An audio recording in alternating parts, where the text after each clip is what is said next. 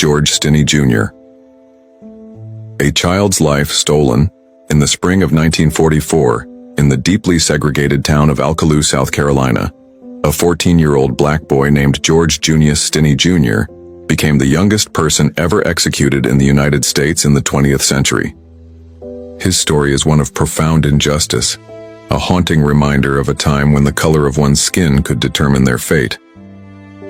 George lived with his family in a small, modest home provided by the local sawmill where his father worked. The Stinney family, like many black families in the South, lived under the oppressive weight of Jim Crow laws, which enforced racial segregation and inequality.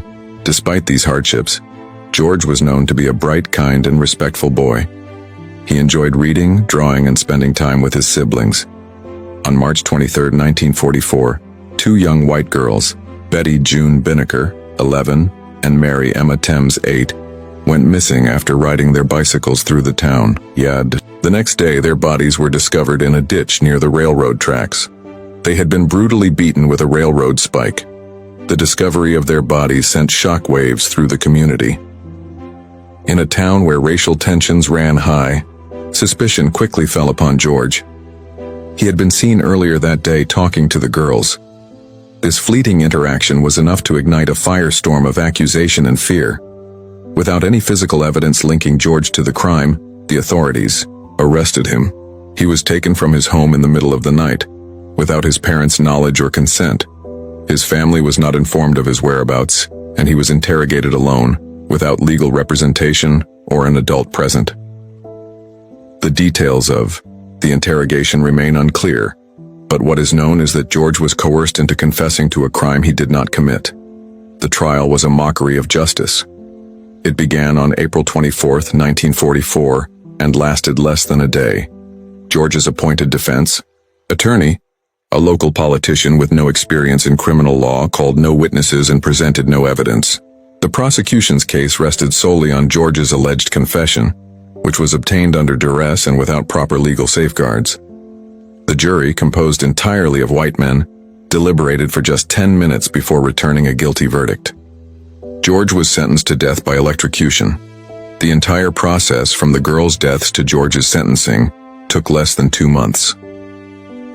On June 16, 1944, George was led to the electric chair at the South Carolina State Penitentiary in Columbia. He was so small that the straps of the chair did not fit him properly. He had to sit on a Bible to reach the headpiece. The mask intended to cover his face during the execution was too large and slipped off during the procedure. Witnesses reported seeing his terrified expression as the electricity surged through his body. At just 14 years old, George Stinney Jr. was executed, a child, innocent and defenseless, subjected to a brutal and unjust death. For decades, George's story was largely forgotten. His grave remained unmarked and his name was scarcely mentioned. It wasn't until the early 2000s that efforts to reopen the case gained momentum.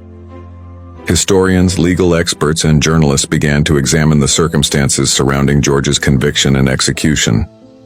In 2014, 70 years after his death, a South Carolina judge vacated George Stinney Jr.'s conviction, acknowledging that he had been denied a fair trial and that his confession had likely been coerced. The judge declared that George's constitutional rights had been violated and that the state had failed to provide him with due process. The exoneration, while a step toward justice, could not undo the immense harm done to George and his family. His wrongful execution remains a stark reminder of the depths of racial prejudice and the failures of the justice system during that era. George Stinney Jr. was a child who loved his family, who had dreams and aspirations, who deserved to grow up and live a full life. Instead, his life was stolen from him in a moment of racial hysteria and injustice. His story is not just a chapter in history, it is a call to action.